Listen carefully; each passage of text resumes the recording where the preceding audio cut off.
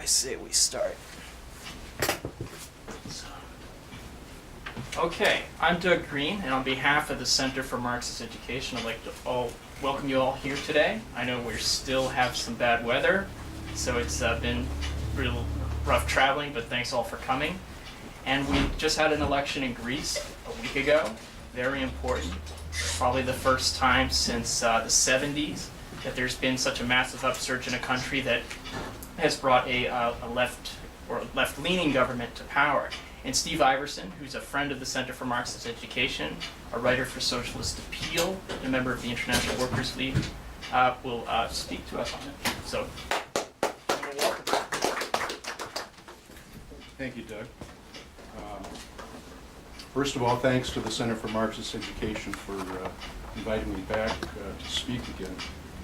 There's great need today for the clarity that Marxism brings to bear on the big political questions, and I'm grateful for the opportunity to present the views of the International Marxist Tendency here.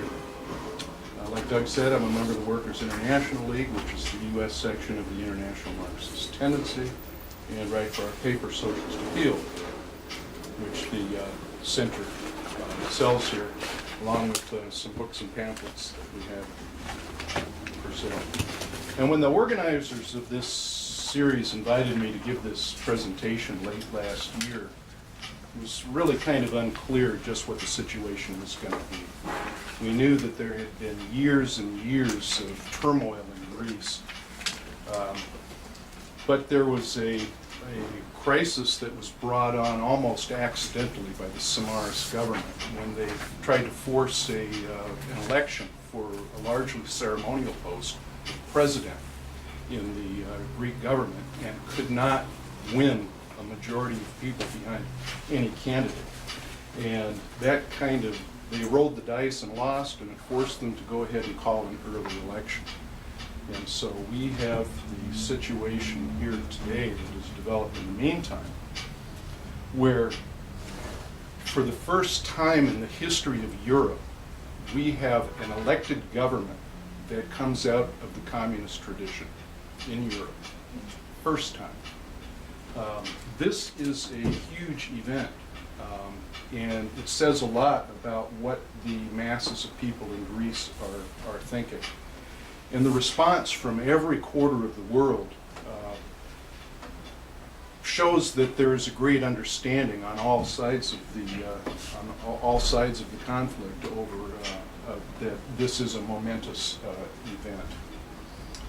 So I'm going to give a presentation here that's going to take a look at some of the broad considerations that are involved.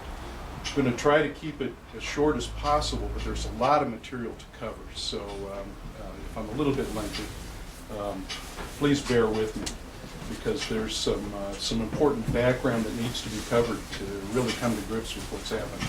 Welcome. Come on in and sit down. We're just getting going.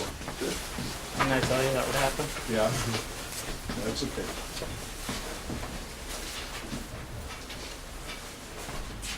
As I was just saying, we have a momentous event happening in politics. For the first time in Europe, a party from the communist tradition has won an election in a capitalist government in Europe.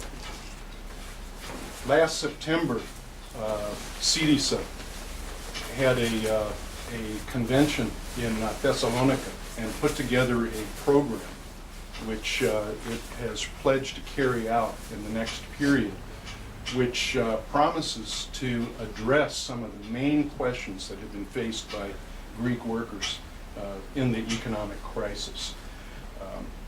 To quickly roll back the austerity measures that have been forced on the Greek people, and to begin restoring a modicum of decency to the lives of millions of desperate workers and youth. Let me take the time here to talk about some of these measures. This is the Thessalonika program, and it has 4 parts to it. And what I want to read here first is their first pillar, called Confronting the Humanitarian Crisis. They call for immediately granting free electricity to the 300,000 households that have been cut off for failure to pay their bills. They're proposing a program of meal subsidies to 300,000 families that currently have no income. They're proposing a program of housing guarantee to eliminate the foreclosures and kicking people out of their homes, of subsidization of rent. There was a historic part of the wage of public workers called the 13th month, the Christmas bonus, in which an entire month's wages was brought in at December that was wiped out as part of the austerity. They're proposing bringing that back for public workers. They're pledging to institute free medical and pharmaceutical care for the uninsured unemployed who have been without medical coverage over this time, to give a special public transport card for the long-term unemployed, to repeal the leveling of the special consumption tax on heating and automotive diesel, and to bring the starting price of heating fuel for households back to the level that it had been previously. It's now a third higher than it was in the old period. So these are some immediate proposals that Syriza has brought to bear, which is really a big part of what has brought their popularity and which brought their election. These are good measures.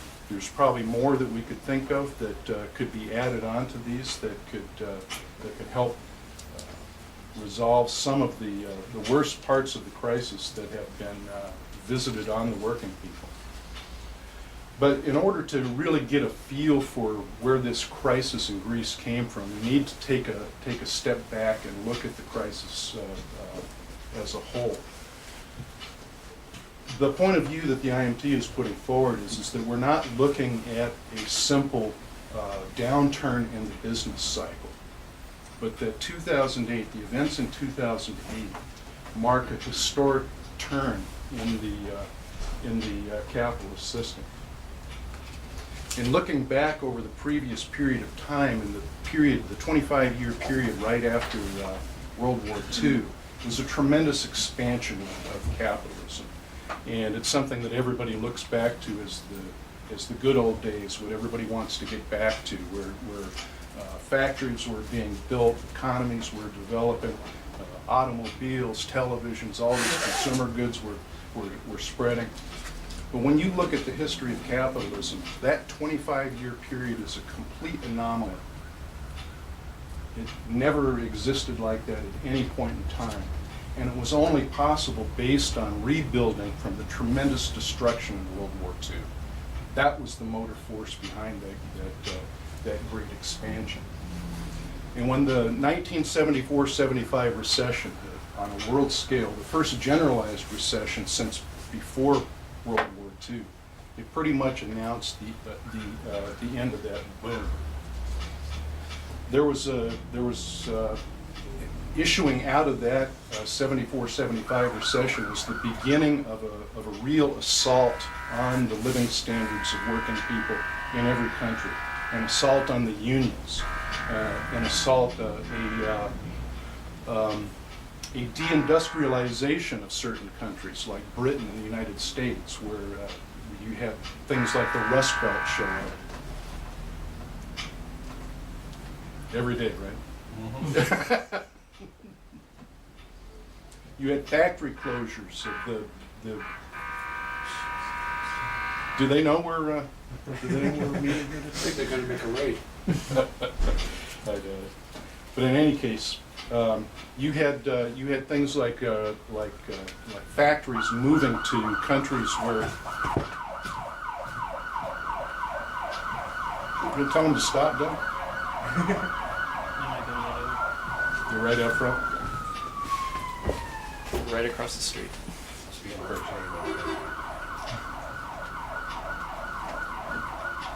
Let me give him a minute.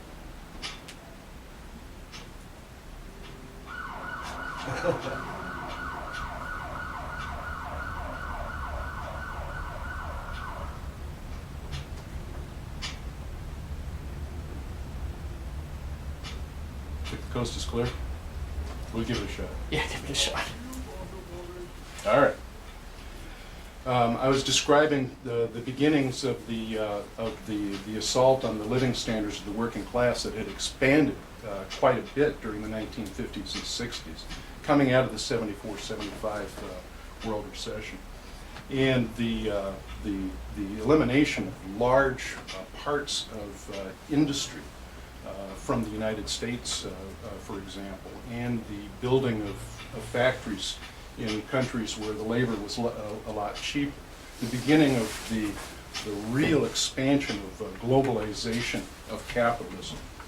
And this continued on with the crisis that happened in Eastern Europe, and the capitalist counter-revolution that happened there, the overturn of the societies that were in transition to socialism, and the bringing of those socialized property back into private hands.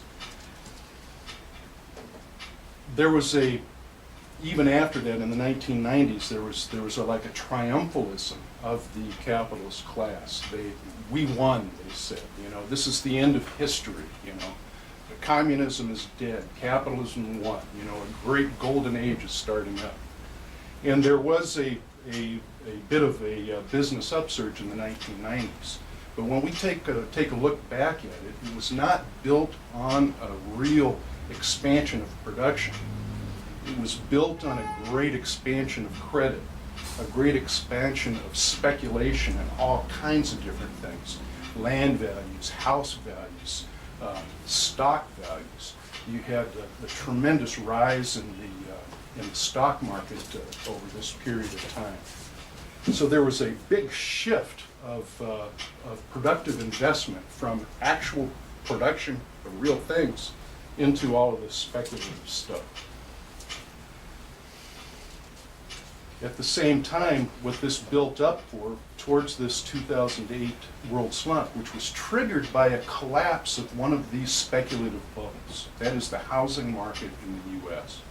These tremendous expansion of the price of houses just fell. But what was behind all this was what was behind the crisis all the time. And that was a world crisis of overproduction.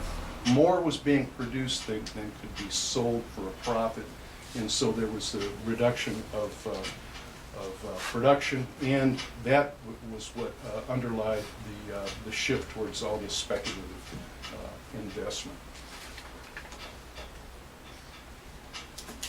Now, how did this crisis play out in Greece? Credit works for a while in the capitalist system as long as you've got an expanding economy going on. Come on in. As long as you have an expanding economy going on, you can keep extending credit. You can get people to buy now and pay later, and just kind of put off the paying of the bills for quite a while. But in 2008, when this world crisis, when this slump on the world scale, and there was this great stoppage of selling of things on the market, all of a sudden that credit question becomes a real crisis in society, because the bills come due, and yet there's no money there to pay it. During the course of expanding all of this credit, they also brought themselves to a point where they lost one of their main tools for coming out of the crisis, which is Keynesianism, the expansion of the money supply, government intervention to bring down the cost of money to encourage investment. By the time the crisis hit in 2008, interest rates were already almost at zero, to where they had to actually have to start paying people to borrow money from the banks.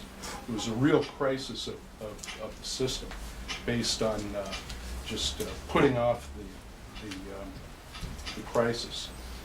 And then Greece was hit particularly hard. Greece was late coming onto the scene and developing the capitalist economy. And they didn't develop the industrialization to the same degree as in other countries. And to this day, Greece still represents only about 2% of the economy of all of Europe.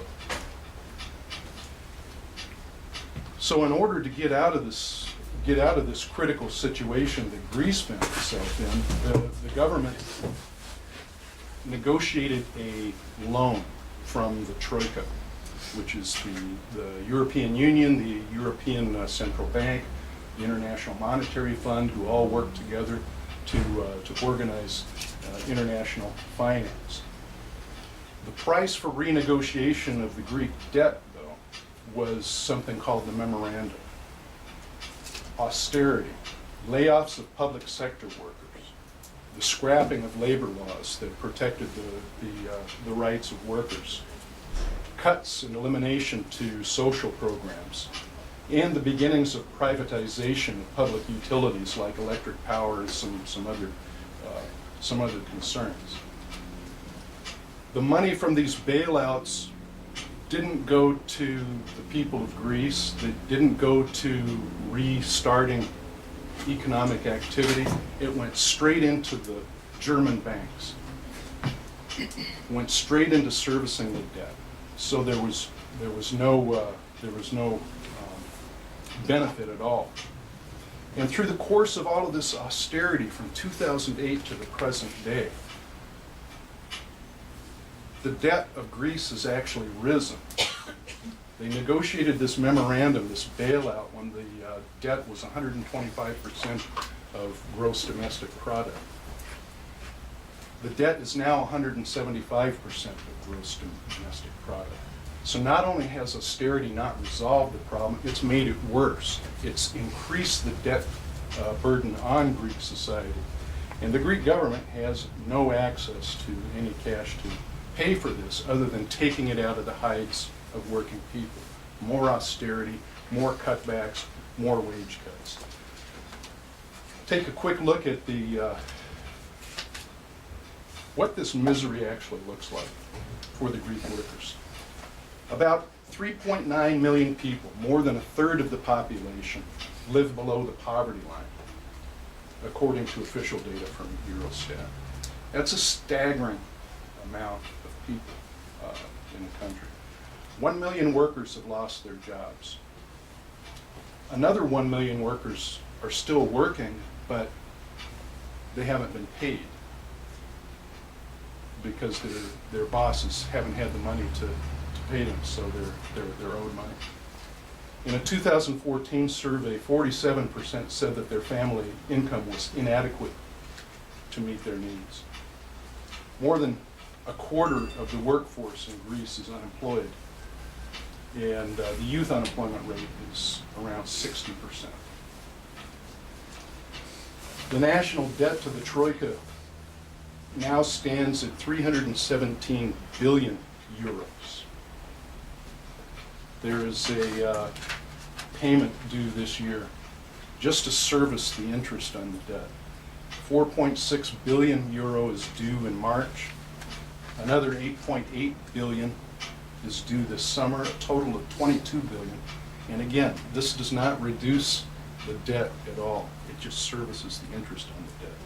$22 billion, and the Greek government has no access to any funds to pay for this, other than turning back on the Greek workers themselves. Public spending has been slashed and pensions have fallen by 25%. The gross domestic product has collapsed by more than 30% since its peak before the crisis and has not recovered in the 6 years since. This is a decline that is comparable only to that seen in the United States during the Great Depression. It is a massive decline in production. Key services such as health and education have been decimated. A report in the medical journal, The Lancet, concluded in one article that they put together that what was happening in Greece amounted to a public health tragedy. Between 2008 and 2010, more than 2,500 people took their own lives. an increase of 1/3 over the previous levels of suicide that existed in Greece. Since then, the suicide rate has continued to grow, and suicide has become so common that instances are no longer even recorded in the Greece press. And while workers are being forced to pay for a crisis not of their making, the bosses are making huge profits. Greek companies listed on the Athens Stock Exchange recorded over 150% increases in their profitability in 2013. What is happening is clear. Squeezing workers' wages is leading to an even greater concentration of capital in the hands of the few. I think probably most people here are aware of a little news clip that's come out lately that is showing that the 1% of the population of the world who owns and controls the wealth is this close to having more than the 99% as a whole. This close to having more than the rest of the population of the world as a whole. And this is one of the measures that this is one of the ways that they've done it. Now, the Greek workers have not taken this sitting down. In fact, over the last 5 years, there have been over 30 general strikes of 1 or 2 days duration. There have been 5 anti-austerity mobilizations, huge demonstrations of workers and youth against the austerity measures of the government. There's been no response. Come on in and sit down. We're just getting going here.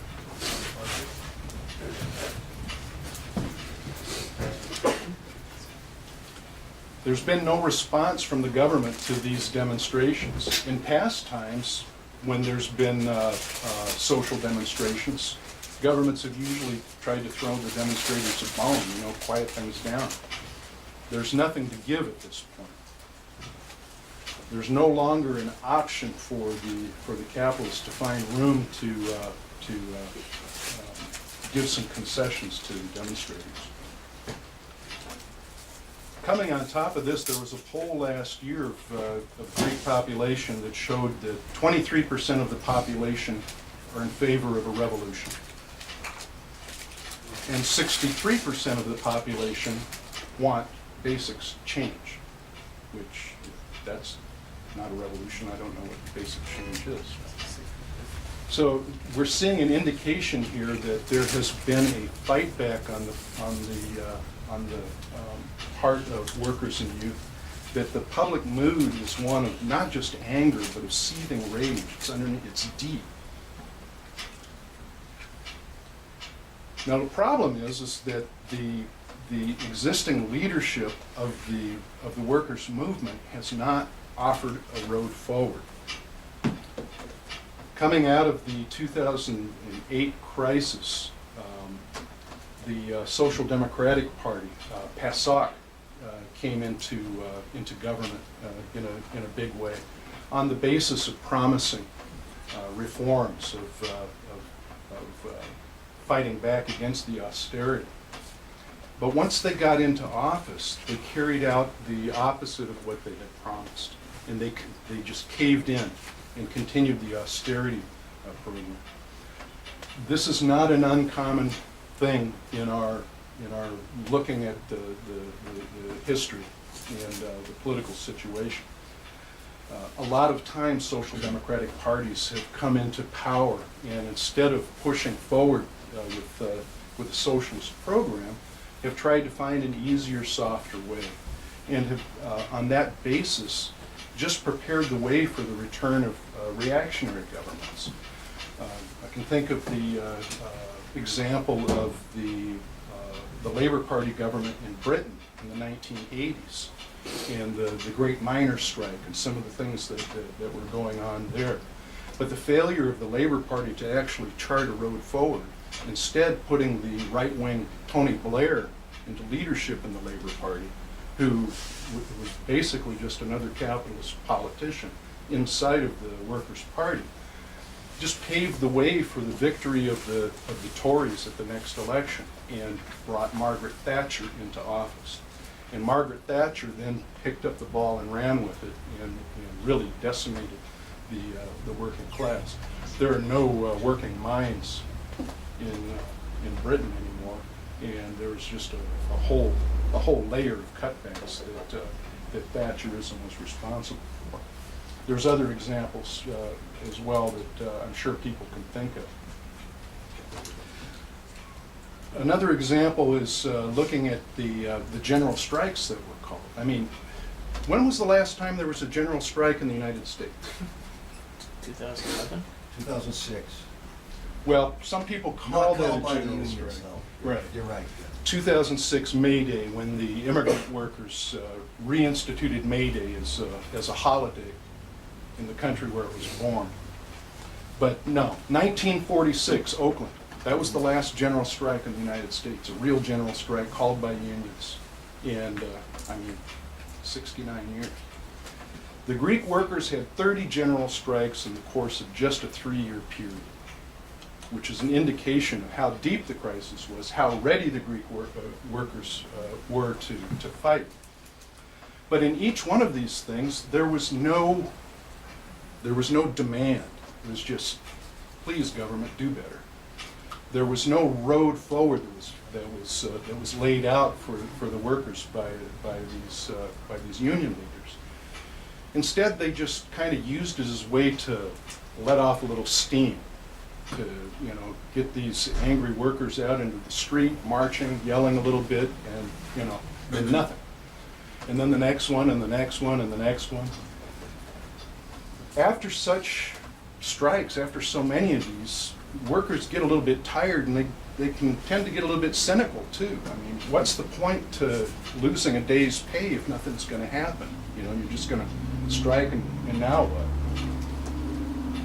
Another example in Greece is the Kikoui, the Communist Party of Greece, which is the traditional party of the working class of Greece. Unfortunately, the leadership of the Kikoui has had a very sectarian policy towards workers who are not part of its own party or its own trade unions, and have worked to try to insulate their members from this radicalization that has gone on in the rest of society. It's a problem because what is really needed at this time is a united front of all of the workers' organizations in government, promoting a socialist program of expropriation of the banks and the biggest industries under workers' control, and the beginnings of economic planning, the beginnings of that socialist transition. It's what is required because of the impasse of capitalism. It can no longer develop the productive forces, and the workers are in a position now where they're starting to figure this out, and they're looking for a leadership to lead the way forward. If there were such a development, if Syriza can really get in there and actually implement its program, begin to move a little bit beyond that program, it would encourage workers to come forward and take more initiatives on their own, to begin to pick up the ball and run with it, and inspire workers around Europe to emulate them. I think Podemos in Spain is a good example of this kind of thing. A year ago, Podemos didn't exist. Today, they had a massive demonstration in Madrid, and they are, opinion polls show that they are the leading party in Spain. If the elections were held today, they would win, hands down. And a year ago, they didn't even exist. It shows the volatility of the situation, the seething rage that exists underneath, and the possibilities for moving forward. The leaders of Podemos worked very closely with the leaders of Syriza during the election campaign in Greece over the last couple of weeks. I actually visited Greece and worked back and forth. And they're reinforcing each other. And we can see more of this coming in the near future. Now, Syriza came seemingly out of nowhere also, just like Podemos did. It's been around for a long time, but it's been like a small left party, getting maybe 4% of the vote in elections for a long, long time. As I explained earlier, it arose from the communist tradition. It arose as part of the splits that happened in the Kikoui in the early 1990s behind the counter-revolution in Eastern Europe. But over time, the Syriza has, which it means coalition of the radical left in English. That's what Syriza translates to. It's an acronym. But over time, it built up its support among workers who were disenchanted with the PASOK, which ruled, and for example, the Social Democratic Party, which instituted austerity. Workers disenchanted with the Kikuyu and trade union members. And over time, as this process that I was talking about the struggles, the general strikes, the demonstrations, as people got tired out behind these things, I think the last one was probably a year and a half ago, attention started turning towards a political solution when it was clear that what was happening in the street wasn't leading anywhere. And over the course of the last couple of years, Syriza's support rose from around 4% of the vote total to winning 37% of the vote this last Sunday. It's a huge, huge development. They finished just 2 seats shy of winning an absolute majority in the Greek parliament and being able to simply implement their program on their own. But they achieved this on the basis not of a lot of excitement in the political campaign. As a matter of fact, only 64% of the electorate voted in the Greek elections last Sunday. This is in a country where voting is mandatory. You have a legal obligation to vote, and yet over a third of the population didn't show up. And from what we've seen from the voting statistics, there weren't a lot of big gains by Syriza in the metropolitan centers. They had won those gains in the 2012 elections and last year in the European elections. Where they increased their support were in some of the outlying areas, some of the smaller towns. So they broadened their support electorate. It should be noted also that the Kikuyu also gained quite a bit in this last election too. They gained significant amounts of new support. Come on in, there's some seats up here.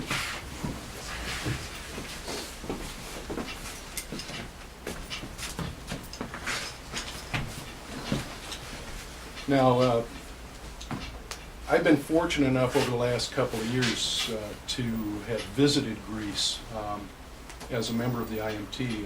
Our last couple of international gatherings were actually held in Greece.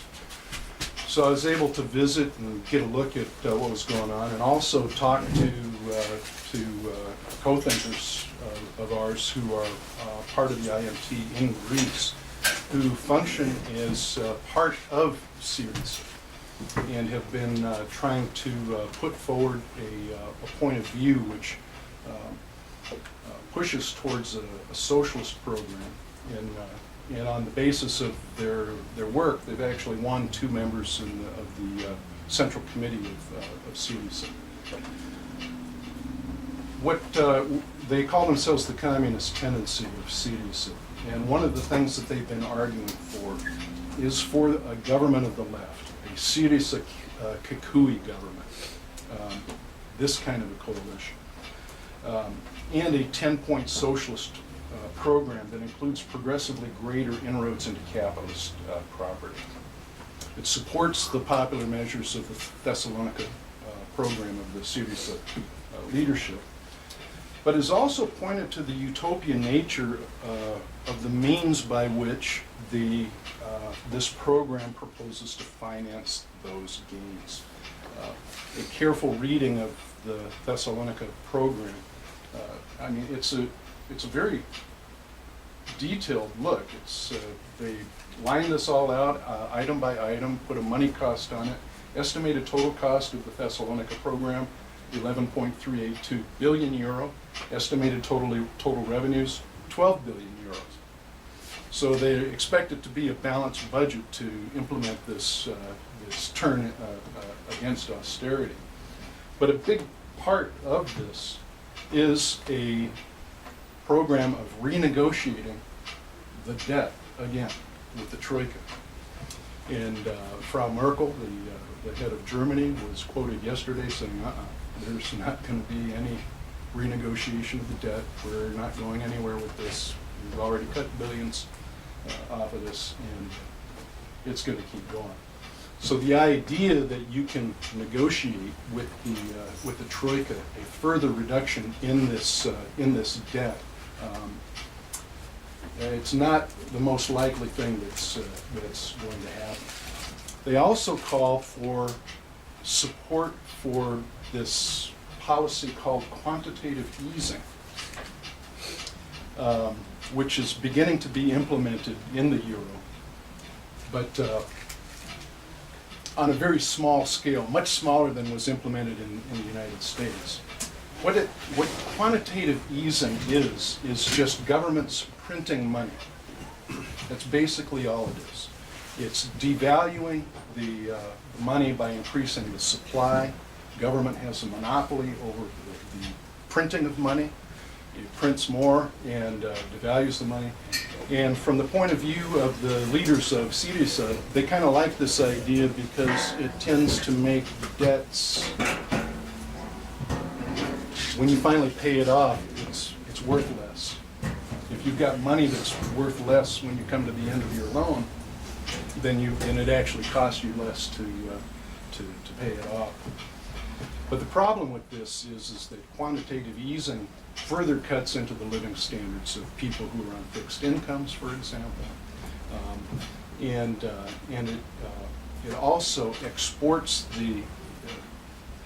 You've got a basic problem inside of the European Union in that they've tried to unite the economies of a whole number of countries that are on entirely different industrial levels. Greece doesn't produce nearly as much as Germany does. And for the common way that capitalists have raised how you get out of a crisis is you export goods to other countries. Greece is not in a position to do this kind of thing. Germany is doing all this thing. As a matter of fact, what Germany has been doing there's only one extension outside of Greece where Greek capital has been making some inroads over the last period. And that was with some of the banking that they've done in some of the Balkan countries.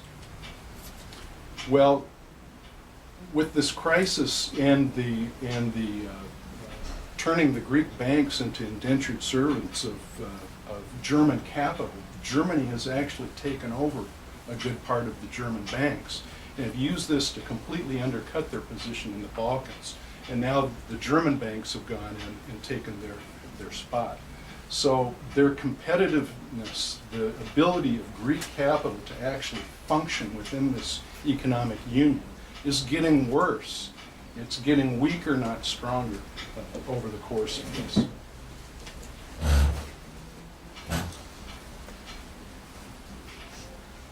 The Syriza government coming to power on the basis of the seething anger that exists amongst the Greek population. As I started out saying, it's a huge shift in politics.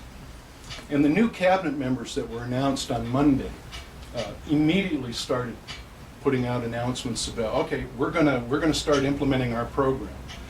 The first thing they did, I think the finance minister, there's been a struggle of the cleaners, the women who clean the building in the finance department of the government for some time. And the new finance minister said, okay, we're going to hire them all back, we're going to raise their wages, and we're going to fund this by getting rid of a lot of advisors in the finance department. They announced the rehooking up of these 300,000 people who had lost their electricity due to lack of payments. A couple of other things. The very next day, this casino called the Athens Stock Exchange went straight down. The values, the stocks just dropped. And of course, this caused a little bit of panic.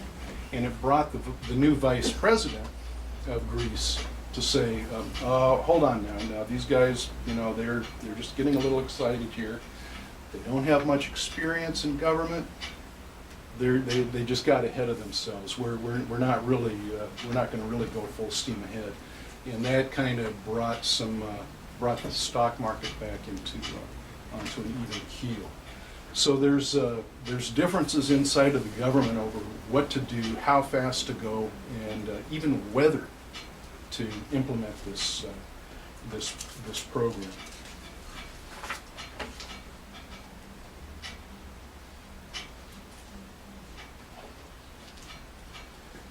There's another part of the dilemma that Syriza faces in power, because when the rolling back of austerity, of the beginnings of actually coming towards renouncing that debt, which is ultimately what's going to happen if anything positive is going to move forward. It's going to depend on shifting the responsibility for this debt onto the shoulders of the rich in Greece.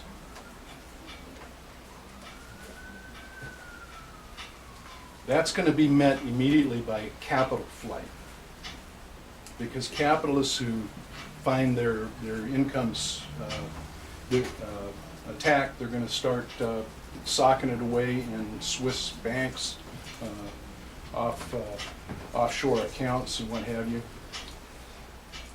And so this is going to be something that the Syriza government in a very short period of time is going to come smack up against in their ability to actually implement this program. They're going to come right up against a revolt by capital. And there's only one way in which you can fight this, and that's by taking the capital back. It's by expropriating the banks. It's by making it impossible for these people to move capital. An anti-capitalist, pro-socialist road is the only practical way to actually implement the program that Syriza has brought forward. The danger of not doing it, of just trying to maneuver around, try to find an easier, softer way. The danger of not doing this is that these counterattacks of capital will make the situation worse. There will be we can look to Venezuela to see some of the problems that are faced there, the fact that capitalists are still in power. There's been a hoarding of basic common goods in warehouses, removing them from the market in order to provoke panic and the rising of prices. This is the kind of thing that can happen over the next period of time. There's a possibility of capital strikes, of the just mass layoffs, further layoffs in what industries still exist. And in order to combat this, Syriza is going to have to make further and further despotic inroads into the ability of capital to actually force their and that means taking. And like I said, the danger of not doing so is that these counterattacks of capital will make the situation worse for ordinary people. And the people who voted Syriza into office can very quickly turn against Syriza, as bourgeois public opinion is raised to say, look what these guys do when they're in power. Things are worse now. Are you better off now than you were last year? And use that in order to undermine support for the government and bring in an even more right-wing government, provoking an early election and bringing in an even more right-wing government, perhaps even with the participation of Golden Dawn. That's the danger of a left-wing government coming into power and not moving forward, but instead trying to just trying to pussyfoot around. And if that does happen, if that kind of thing happens, this Syriza phenomenon that grew up so quickly, seemingly out of nowhere, can dissipate virtually overnight. It's not an organization like the Kukui that has deep roots inside of the organized working class. So it can disappear just as fast as it came up, if it's not able to find that way forward. So what we're looking for in this next period is trying to find a way to support these measures of the Syriza program, and of being prepared, of talking about this stuff, of understanding what it's going to take to actually implement them, understanding that no matter what happens, this battle between capital and labor is going to get more intense over the next period of time. And what the Syriza government does to respond to that, whether they move forward or whether they retreat, is going to play a big role in what's going to be able to come out over the next period. Now I'm going to stop this presentation right here to make sure that we have some time to discuss this. I'm going to try to answer as many questions as I can that come up, and I know that there's going to be a lot of different points of view on this situation, and people should feel free to raise their ideas, and let's have a good discussion.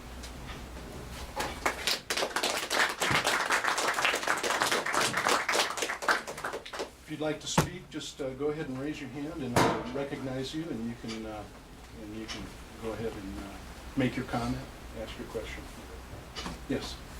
So Kukui released a statement about their decision to not join the coalition with Syriza, and it was something to the effect that it had the problem that you stated, that it is potentially just socially democratic and that that's prone to failure for the reasons you mentioned.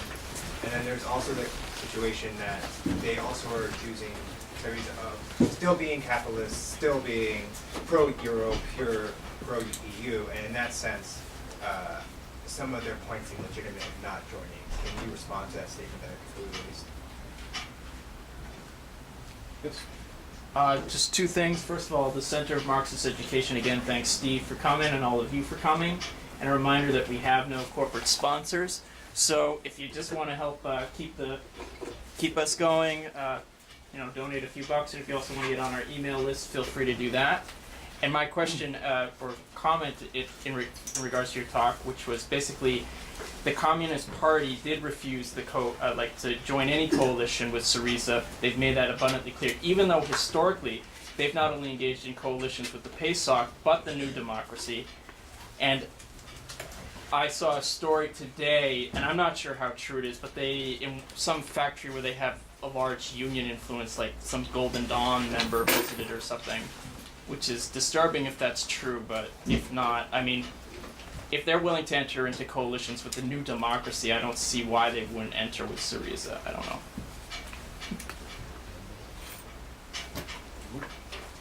I was wondering what the attitude of the rank and file of the KKK is. I mean, I imagine,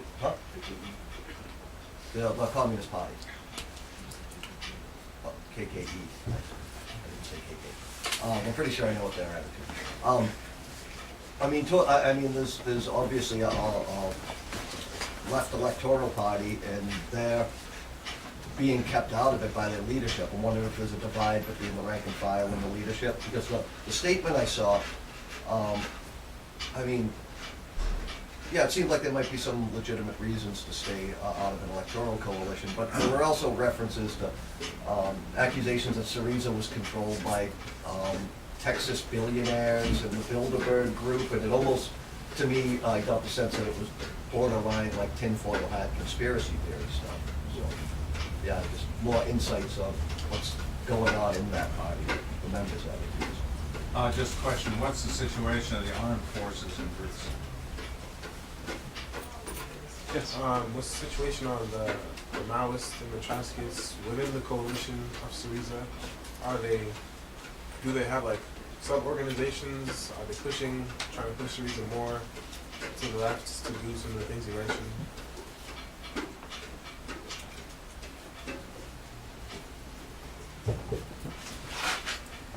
Yeah, go ahead. If the name was Coalition of the Radical Left, or is that what it is, coalition? What a wonderful idea for us to consider in this country. This victory is an inspiration. And I'm interested in knowing more about the composition of this coalition. That is, were there Pesach people? It came from the communist tradition only, or did it come also from the Second International or other forces? I think this is something we want to pay close attention to, because our left in this country is terribly divided to our weakness. Purposely so, right? I mean, it was an Yes. attack on us, right? Are there any members of the coalition who are in favor of nationalizing the banks?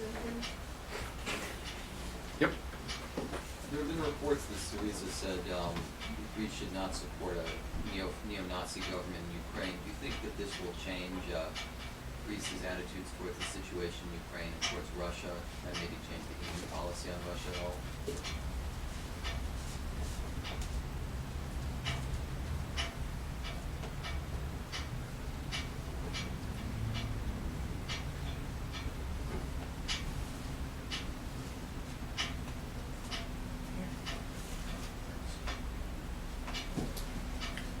So the Greek federal government has had problems with tax collection and tax evasion. Is that something that people are talking about? Are there plans to change stuff there?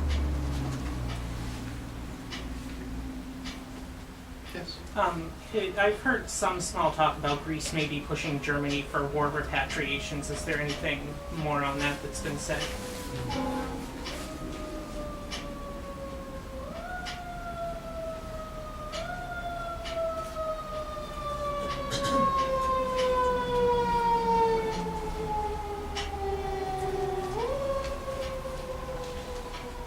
More? Well, I guess I can go ahead and address a couple of these. It's a whole nother talk, right? Let me go in reverse order. First of all, the question of with Germany, Greece and Germany.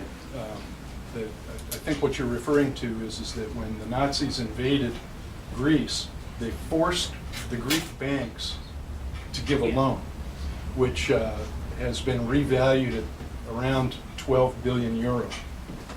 Well, that's the 12 billion in the Thessalonica program. That's the source of this.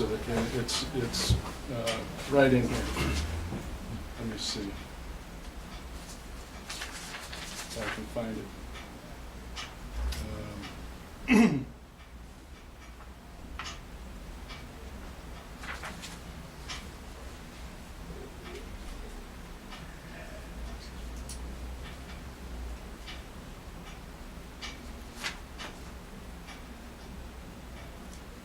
Where the heck is it? I know it was in here.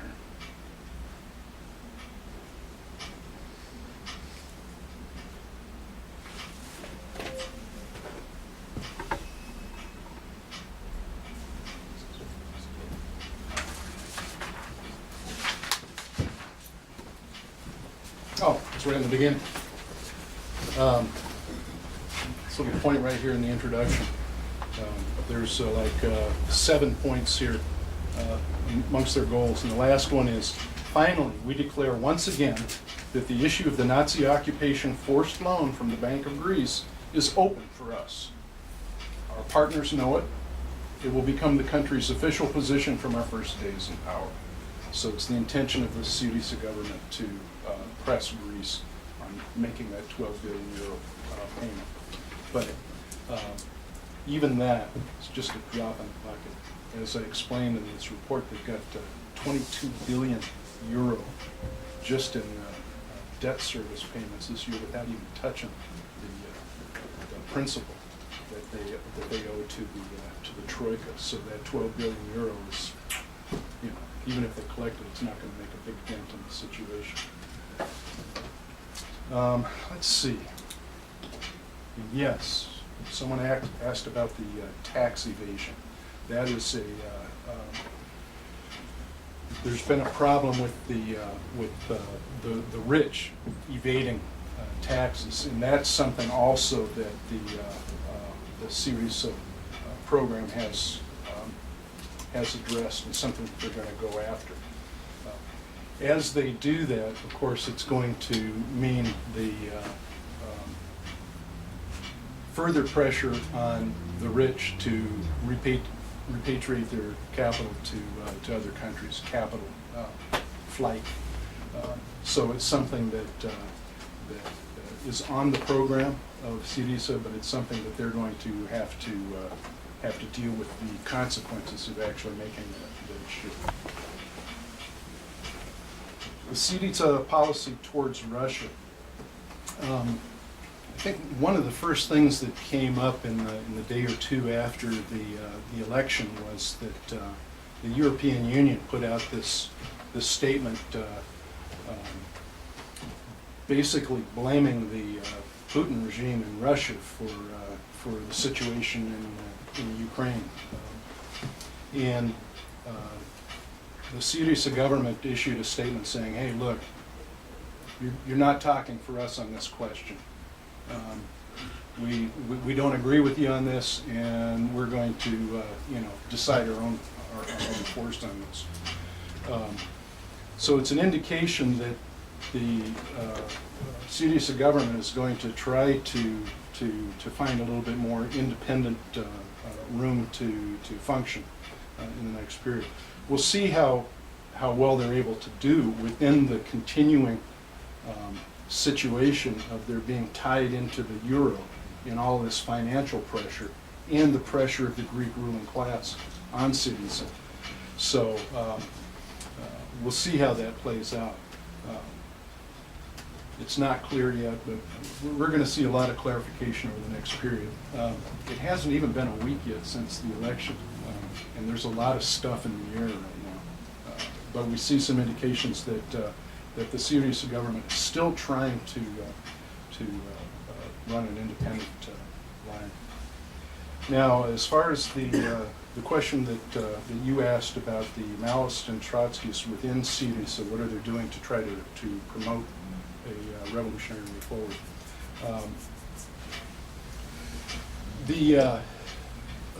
The one that I'm familiar with is the Communist Tendency, which is part of the IMT, a Trotskyist tendency within Syriza.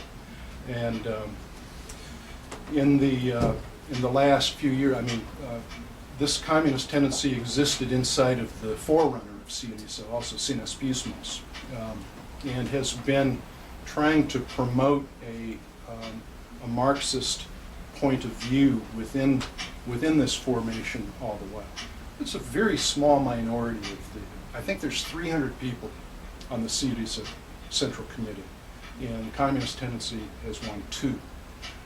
On the basis of the political work that it's done by promoting a particular point of view leading up to the Congress, of arguing this in all the various branches, winning delegates to the Congress on the basis of this, and on the basis of that support, winning this.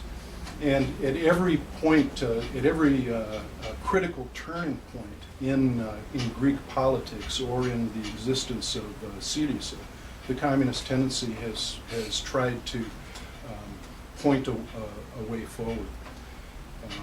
I described their central perspective for this election was for a Syriza Kekui government, a government of the left.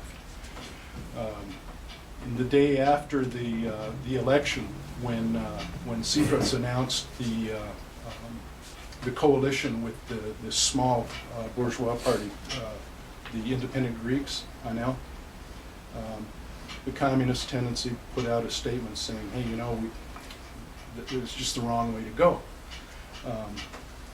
They put out a statement saying, hey, great victory, we win, we're we're going for the government, but what we really need is a government of the left. A government coalition with a capitalist party means that we're going to be held hostage to whatever these red lines that the independent Greeks have put forward as being, we'll go this far and no further. This party is an incredibly reactionary, right-wing split from, where did they come from? They came from Pasok, I think, but they're a right-wing split from New Democracy, I believe. But in any case, their politics are extremely reactionary, anti-immigrant, anti-Turkey. They're chauvinist. The only reason that they were considered to be a candidate for inclusion in a coalition was that they've consistently spoken against the memorandum, austerity, and all the rest.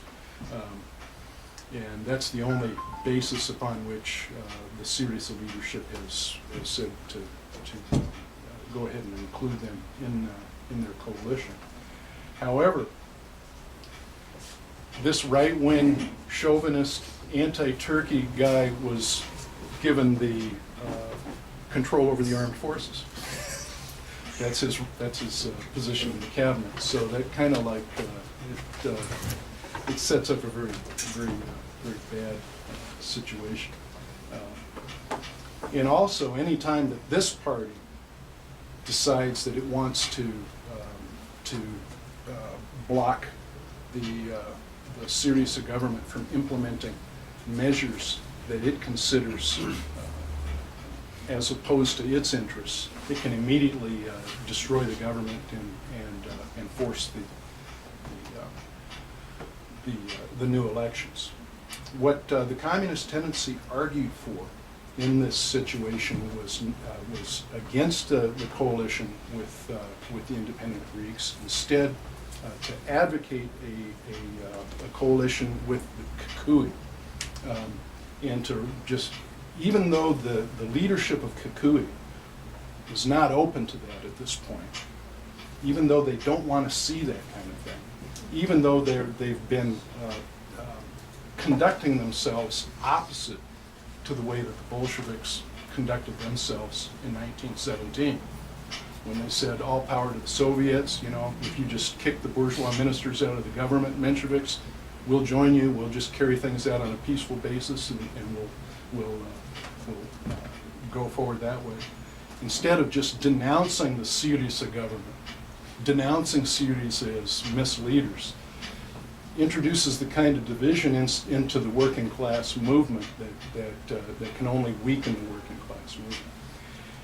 They've basically given up any idea that they can actually win the workers who are following Syriza to their own program. Instead, just holding on to this little thing. The workers who are members of Kikuyu are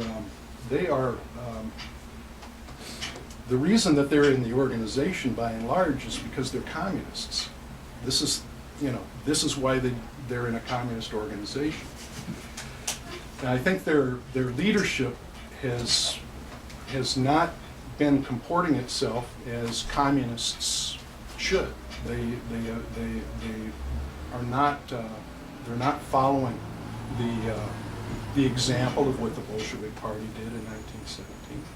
They're as I just mentioned, and but there's been over the course of time there's discussion inside of this organization. I mean, it's a mass party. It's not completely homogeneous.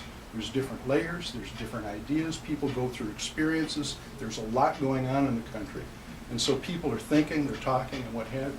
There have been splits, divisions inside of the Kikuyu. The biggest component of Syriza is the left platform, and that came out of another split in the Kikuyu many years ago. So, trying to remember the name of the head of that, Lafanzanis, former member of the Kikuyu Central Committee. He's now a minister, a Syriza minister in the new cabinet. So it's a very fluid situation back and forth. Nothing is set in stone. I think when we take a look at the situation as a whole, because of the lack of clarity of the leadership of Syriza on really implementing their program, of really taking it forward and taking the steps that they need to in order to make this happen, I think we have to say that we're just at the beginning of a process of clarification, of people going through experiences, of learning, of what's going to be possible, and that we're just at the start of this process. Someone asked about the situation of the armed forces. Very interesting question. There's been this photo that's been circulating on the internet the last few days of this little guy who's being crushed between two of these plexiglass shields that these cops wield on the streets of Athens. And the caption to the picture is that this guy is now the Minister of the Interior and the boss of the cops. So this is a guy who's just come out of the demonstrations and who's now on top of the police forces. So again, that's going to be an interesting thing to watch. But the armed forces in Greece, like in every other country, is a class-divided force. The brass, the officers, they're part of the ruling class. They think like the capitalist class. They're part of the whole situation. And of course, there's a tradition in Greece from 10 years when the junta in power in Greece, 67 to 74, something like that, where the officer corps basically took power in Greece for a whole period of time. That still is on people's mind. But underneath, you've got the ranks who are basically just workers in uniform. These are people whose families are going through the same thing that everybody else is. And it's never a given that the ranks of the army are going to follow their officers through every order that is given. We can look back at situation after situation. I mean, the Russian Revolution is the classic example where there was a mutiny inside of the military, and soldiers, Soviets, were part of the deal. World War I was ended by a revolt amongst the ranks in the German military. The Portuguese Revolution in 1974 came out of the revolt of the troops and a layer of the lower officers in the military. Hugo Chavez in Venezuela came out of this lower level of the officers. I mean, Thomas Sankara and Jerry Rawlings in Africa, Gamal Abdel Nasser in Egypt. There's all kinds of differences inside of the military, and it's not just one single reactionary bloc. So we got to keep in mind that the lower levels of the military are affected just as much by the crisis in society as ordinary working people are, and are capable of dividing over the course of a social crisis. We're not at that point yet, but it's something to keep in mind. Now, the very first point that was raised, I kind of addressed it obliquely, but this question that I think you raised it about the Kukui statement criticizing Syriza as a social democratic betrayer of the working class and just a capitalist tool, or whatever the language was. As I said before, this is not the way that to win the hearts and minds of people who follow Syriza. If you're a real communist, a real Marxist, what you're trying to do is find ways to work with the people who have been drawn into motion around this. When you look objectively at the Syriza government program, some of the measures that are in there to ameliorate the conditions that people face are absolutely, this is why people voted for Syriza. So you hook up with that. You say, yes, let's go forward. Let's put this into practice. And that's the way you move forward. To simply denounce a leadership in the middle of a struggle like this is a way to simply abstain from the responsibility of building a movement that can actually institute a socialist program. And that would be my answer to your statement. So I've been talking for a while. I think I addressed all of the questions that were raised, and we've got time for more if people have some more thoughts they want to bring up. Yes? I was wondering if you could speak on it sounds like there's a lot of splits that happened in the past within the KKE. So maybe just talking about that history or why so many splits happened, or maybe, I don't know, what were the splits over? Because it seems like some of these groups that split are now in Syriza. So is it that the KKE doesn't work with like old members, or maybe there's like old beefs that they have or something? Did I answer your question? No, I had asked about nationalizing the banks. Yeah, there are people inside of Syriza who are in favor of that. My other question is, maybe you said this. Go ahead. Does the KKE work? Do they have delegates who are elected who could ally with Syriza? Yes, they have members of parliament, yes. Yeah, they actually increased their vote in this last election. There's a 3% threshold. You got to get 3% of the national vote in order to have members of parliament. Kukui had, I think they've gone from like 8.9% down to about 4% in the European elections last year, but they've increased that to about 4.5% with the election last Sunday. So yes, they have members of parliament.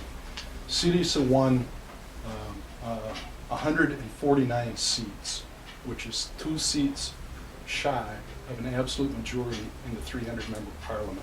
So they only need 2 more in order to have that, and Kukui has more than enough to do that. Let's see. You had one. You know, one of the things about this election is that it has really brought about a rebirth of people's electoral communist parties throughout Europe. For example, in Italy, every city has a Friends of Syriza formed. You know, you can go onto Facebook and look at this. Thousands of people in each city, Naples, Rome, whatever, right? And it's even in Germany too. It's brought about a bit of a revival for Die Linke, right? Yes. So my question is this. Within 2 days of the victory in Greece, Nicholas Burns at Harvard publishes an article in the Globe going after Syriza, basically saying, you have to agree with the U.S. position on Russia, and you have to deal with the Troika. What are we going to do, about this? Given that, Syriza's enemies are not only the Greek capitalists; it's the entire system. And the intellectual home one of the intellectual homes is down the road from us. So what are the kinds of things we can be doing to act in solidarity? A few things. First of all, in regards to the armed forces comment, I believe at least in 2012, like 50% of the Athens police or something voted for the Golden Dawn, which is rather disturbing. It might have actually been nationally, but I'm not quite sure. And 2 other points is I believe there's also another left coalition to the left of Syriza, Anastera. I know they didn't pass the 3%. Yeah, thank you. I just wondered if you could talk about them. And to build off of Soren's point, I was going to wait to the end, but some of us would like to do like a committee in solidarity with Greece. So if you want to sign up for an email, and we can try and build for a meeting or something. So I pass this around if you want to sign up. Sorry. Yeah, that'll work. Any more questions or comments? Yes. Do you think there's any possibility in the future that the KKE will change their position?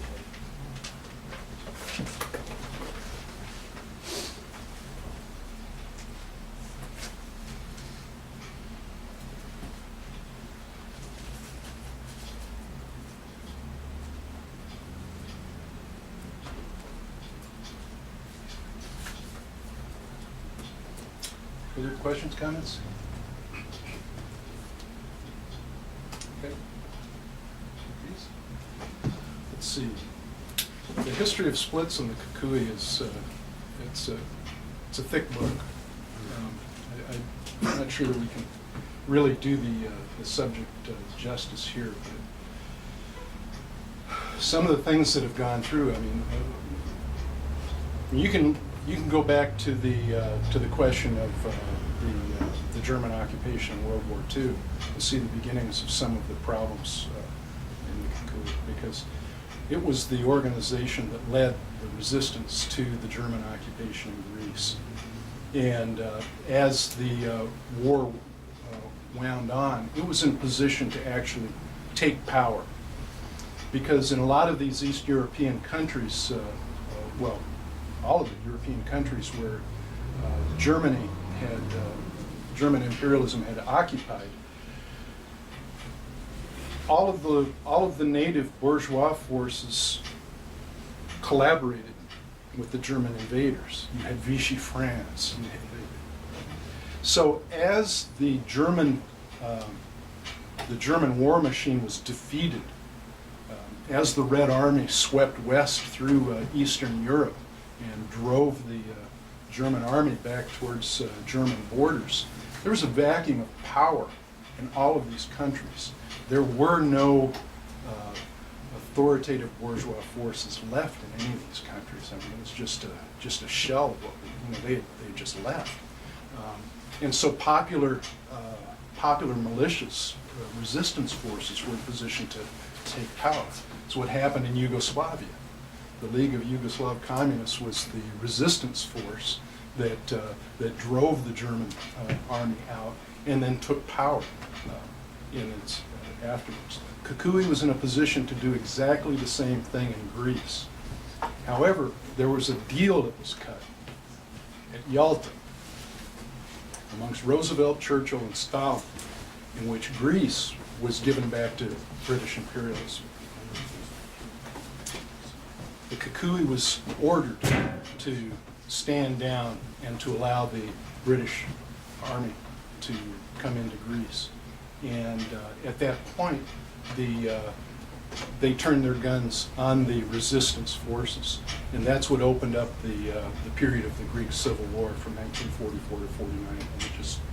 And it ended up with the defeat of the resistance. What was the name of that, Roosevelt, Stalin, and Churchill? What was the name of that agreement? Yalta.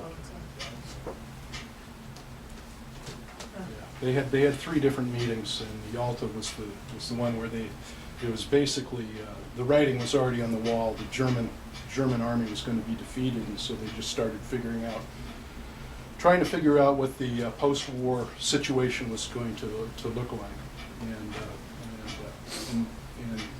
pretty cynical cutting of deals. Which is a real shame because, like I said, the Kukui was in a position to be able to lead the working class to power in Greece, right there, because of the vacuum of the political vacuum that existed there, and the role they played in actually organizing the resistance forces to the German occupation during World War II. But that began a little something. It's kind of hard to hold on to that. A lot of good people in Greece, good communists, were killed as a result of that whole thing in the Civil War. By the time it ended in '49, it was just a rearguard action. There wasn't much going on, and they just ended up giving it up. But there's an international component to politics also that you have to keep in mind, and there's developments in the 1950s and 60s inside of the world communist movement that impacted all of the parties in all of the countries. The one big one was the 20th Congress of the Communist Party of the Soviet Union in 1956, in which Khrushchev basically laid out, yeah, Stalin, he really was a bad guy, and that kind of like it hit. It was a big blow to the world, to the communist parties throughout the world. A lot of people just left, including here in the U.S. and Britain and elsewhere. So that started the process. Later on in the 60s, there was also development inside of the communist parties in Europe, beginning in Italy, which was the biggest communist party outside of the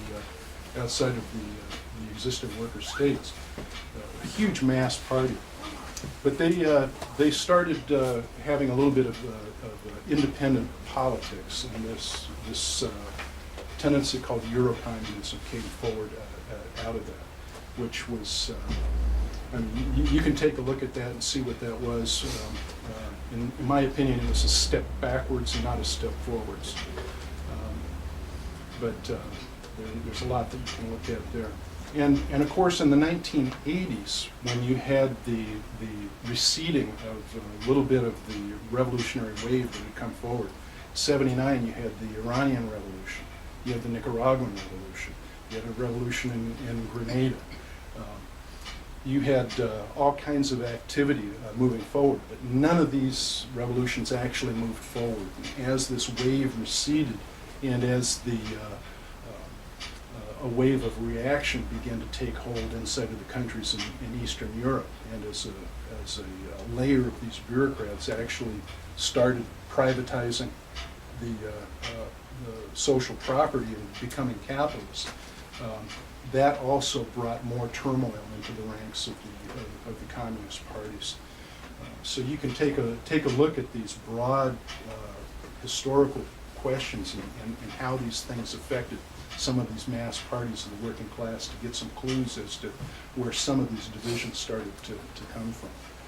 The disappearance of the Soviet Union as a worker state had a tremendous impact on just undercutting many of these mass workers' parties that existed inside of Europe. Like I said, the Italian Communist Party, they probably had close to 2 million members at one point. They're huge. They don't exist anymore. They split, and the majority of them formed what is called the Democratic Party, which is just transformed into another bourgeois party, not dissimilar from the Democratic Party in the U.S. What was left, those that tried to hold on, founded the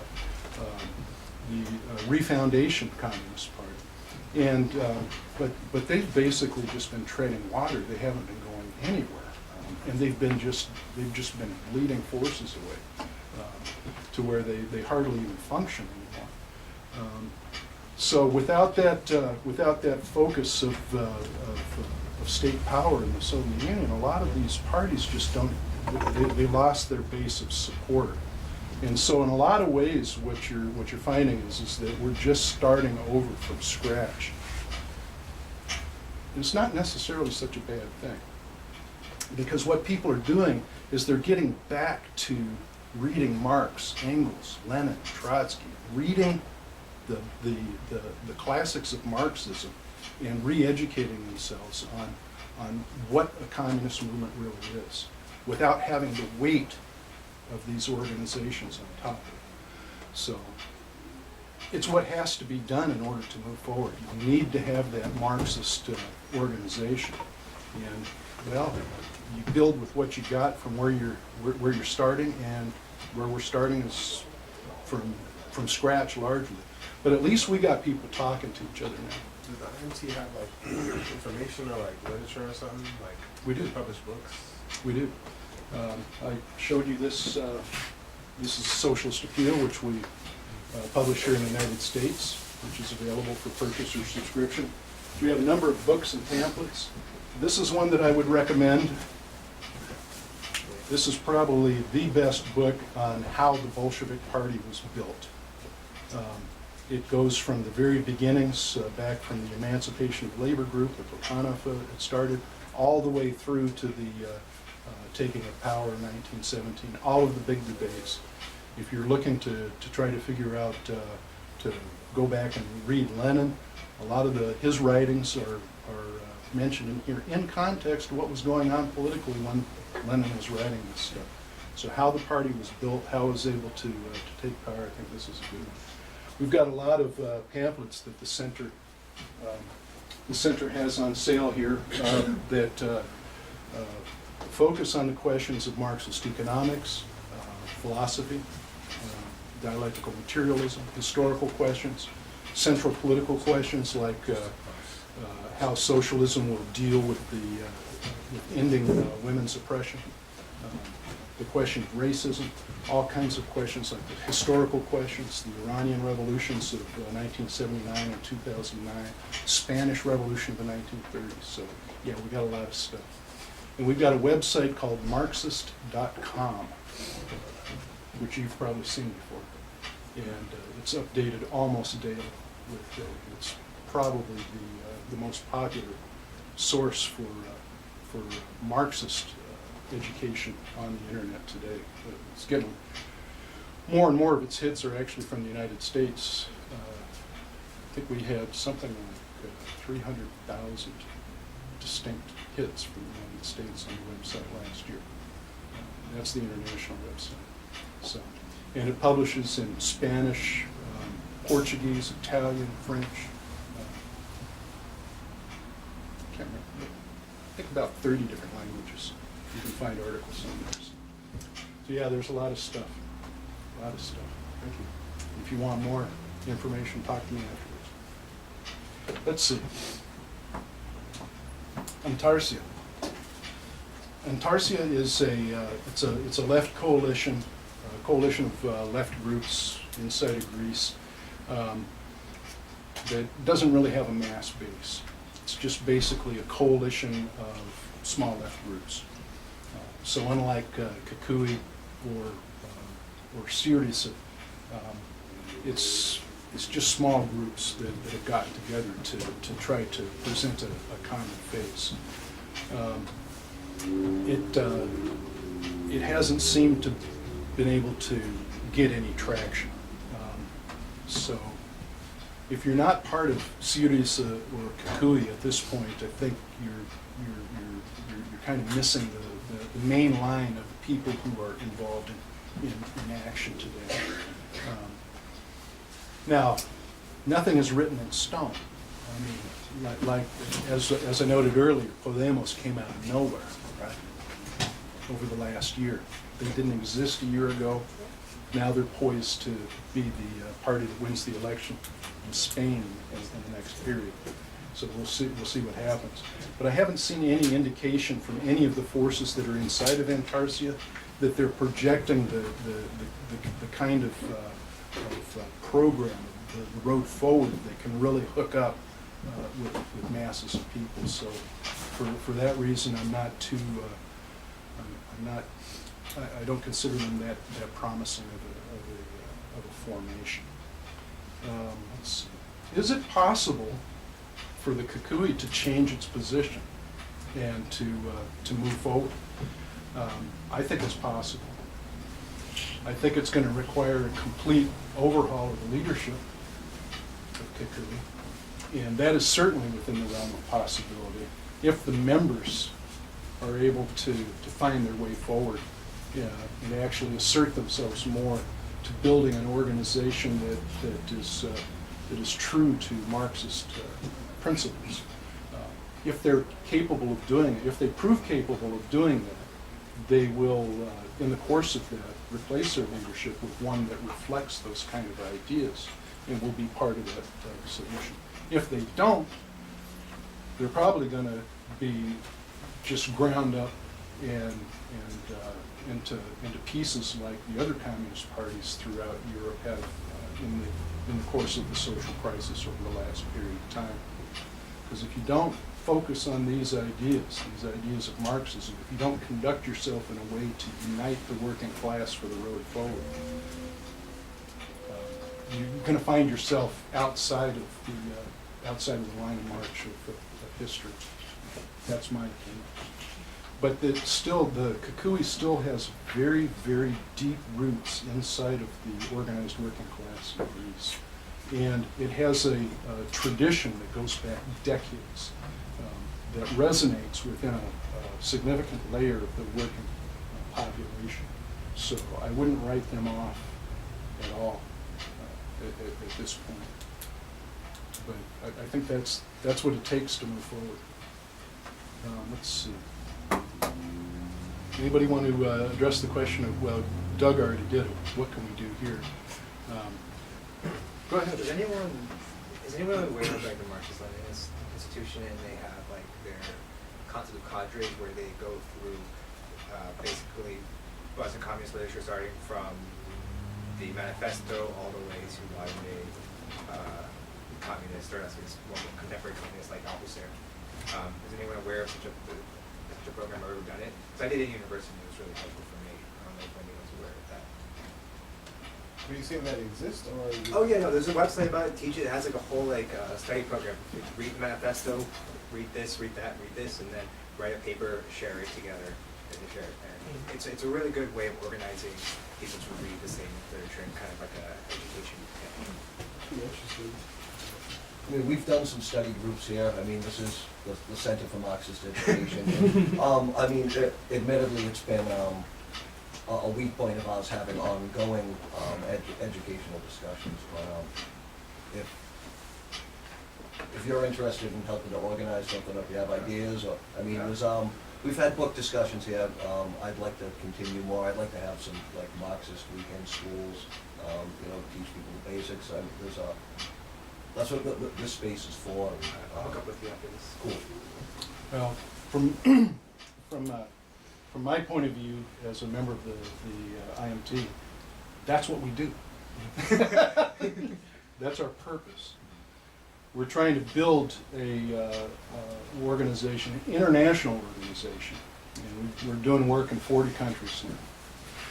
Very small, but what our focus is finding people who've gone through the kind of experiences that make them open to socialist ideas, to bring them in and to then educate them in the basics of Marxist theory. So we've got on the Socialist Appeal website, we've got a section on the front page called Educate Yourself, in which you go there and it just has a whole list of works, of subjects and works by Marx, Engels, Lenin, and Trotsky to read, to fill yourself in on these kind of things. On a local basis, what we try to do is to have an educational point on every meeting.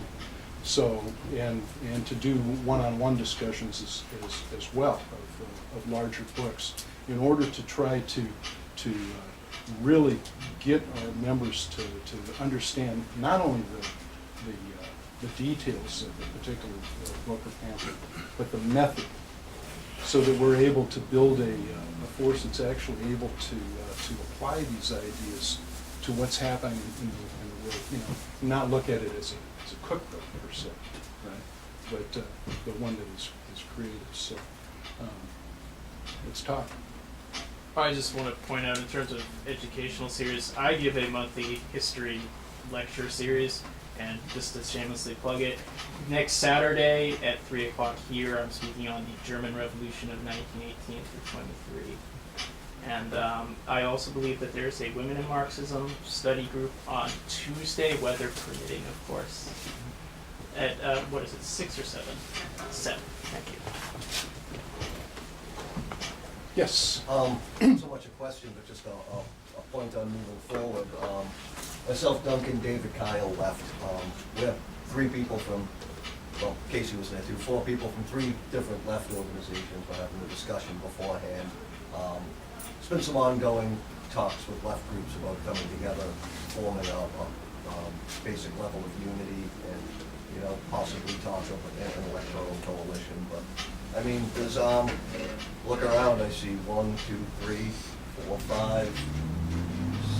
There's at least 6 or 7 different left groups represented there. No one's denounced each other, put anyone on a show trial, or assaulted anyone's skull. So I think we're there's a good I think people are ready to move forward on some kind of basis of unity and leave behind some of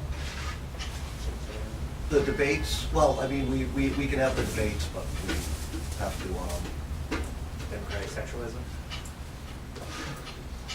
we need to leave the sectarianism in the past and focus on the future. You know, I think moving forward, unity around future action is more important than divisions over past debates.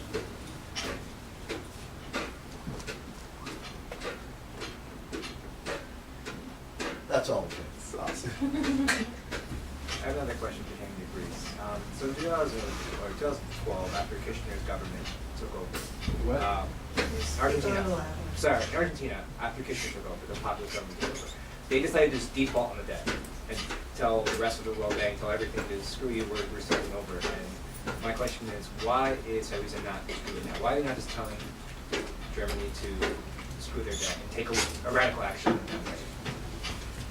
The Kirchner government did that at it was a different era, right? It was different. Well, it was fundamentally different in terms of the world situation when Kirchner came in power and said, you know, we're just not going to pay it, we're going to move forward without it. The situation now is fundamentally different. There's 2008 really was a watershed in capitalist history.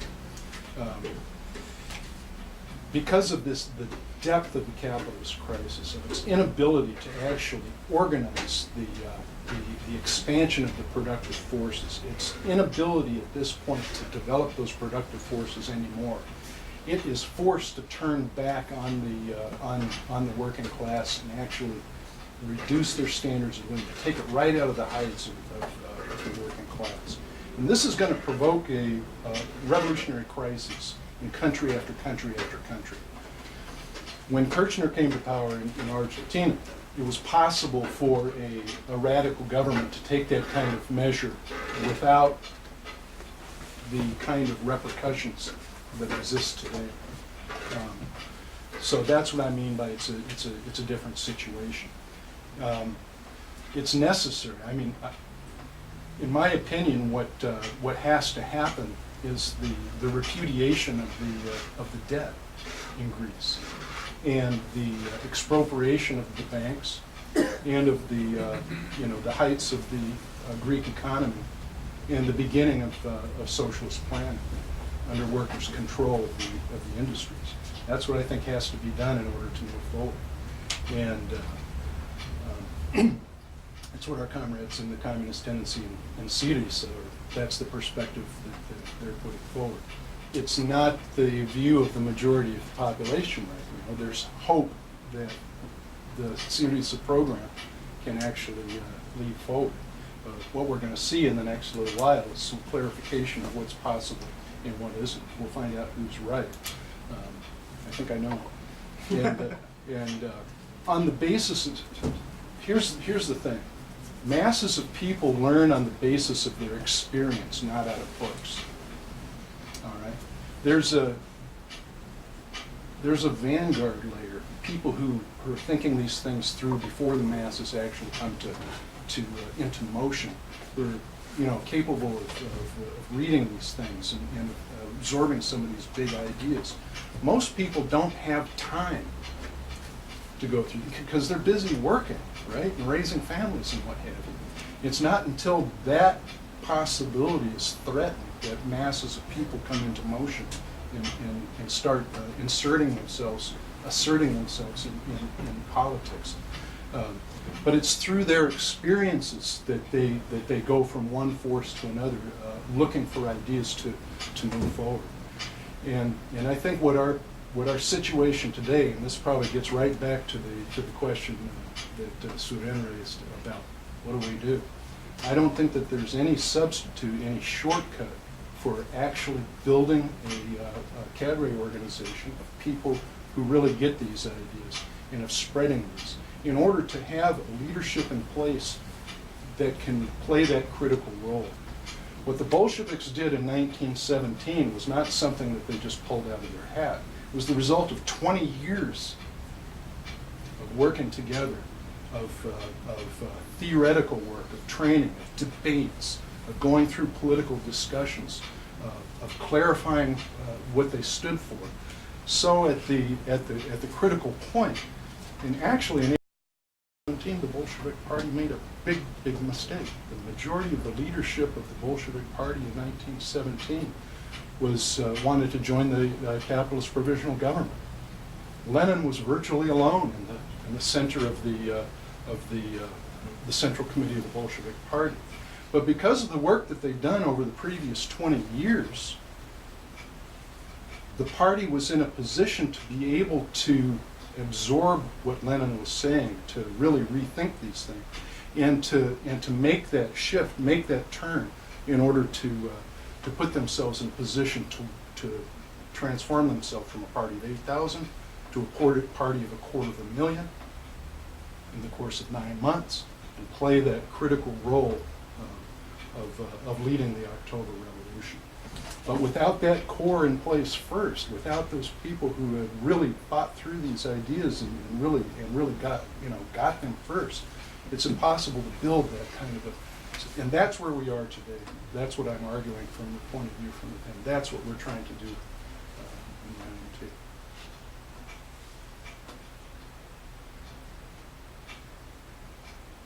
I'd say that's a great spot to close, unless So let's someone. clap.